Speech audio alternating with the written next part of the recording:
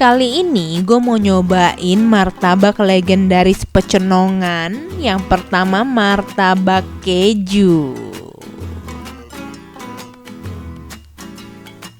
Mari kita coba. Gila, tebal banget guys.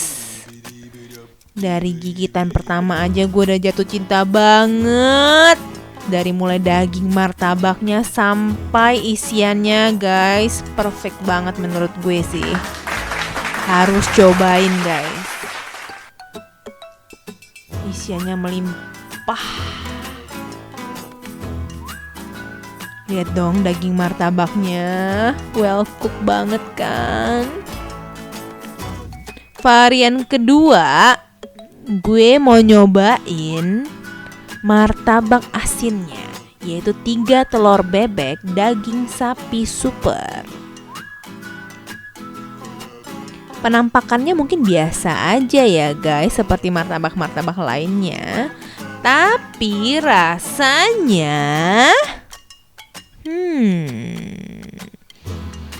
tak lupa dicocol cuka. Ini sih benar-benar kalian harus cobain guys. Tebel, melimpah, enak banget.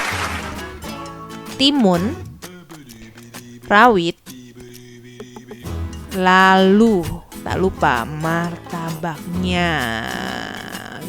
Gila bener-bener sih ini guys, lo harus coba.